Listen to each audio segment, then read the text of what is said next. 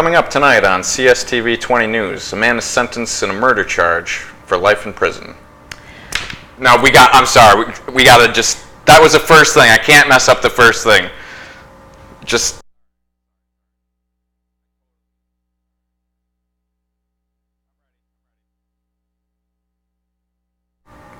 Coming up tonight on CSTV 20 News, a man is sentenced for life in prison for a double murder charge.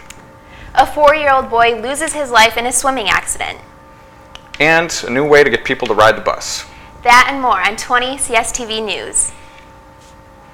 The Binghamton man convicted in a double murder was sentenced Wednesday to life in prison. Aaron Powell was found guilty of killing his estranged wife and her friend. It took a jury only 2 hours to return the verdict back in July.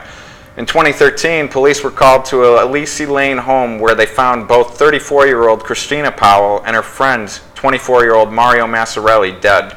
On Wednesday, Powell was sentenced to 25 years to life on the second-degree murder charges. He was also sentenced to life without the possibility of parole on the first-degree murder charge. The sentences will be served consecutively. His attorney says he does plan to appeal. A 4-year-old boy who was involved in what police called a swimming accident last week in Lancaster has died. Lancaster police confirmed the boy's death Wednesday morning. He had been in critical condition at the Women and Children's Hospital since Friday night, when he and his 3-year-old sister were found unresponsive in a pool at their grandparents' Rose Street home. First responders attempted CPR when they arrived at the home. The girl was pronounced dead on Friday. Police say they are still investigating the incident. Mary's Place is making it easy for refugee community members to stay safe this summer. The Outreach Center, located in northeast Maplewood, held a seminar today stressing the importance of safety and awareness to the Nepali community. Recent incidents of violence towards those in the community created an opportunity for the RPD to teach and talk about different ways to protect themselves in an emergency situation. Today's focus is on the 911 center so they can be familiar with what is going to occur when they call 911.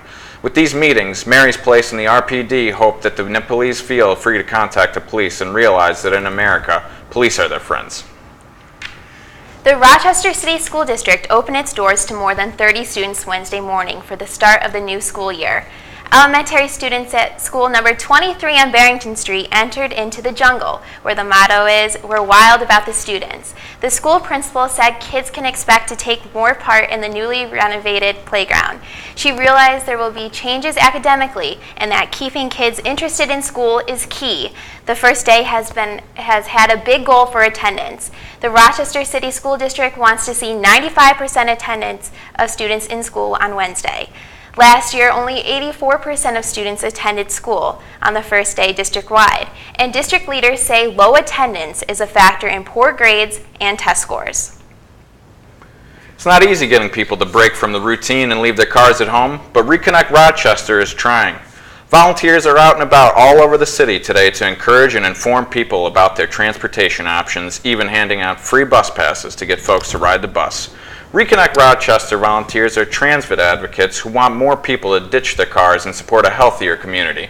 One of the information sites is set up at Main and Clinton today. The group wants to make things fun and is celebrating people who already use alternative modes of transportation.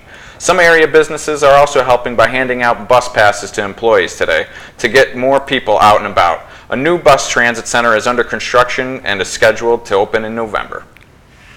The highly anticipated Home-A-Rama is back after a 3-year gap, and visitors will be far from disappointed in the Watersong community in Penfield. It will host an expected 20,000 guests for the event and will display 7 homes built using the latest techniques and products.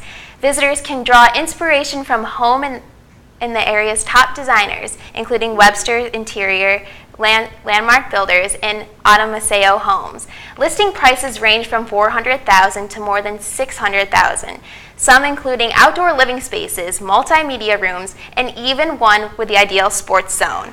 From July 12th to the 20th, there will be approximately 40 home vendors with improvement, decor, and landscaping products and services, among others. Although his NFL years are behind him, it doesn't stop Jim Kelly from encouraging young athletes to play.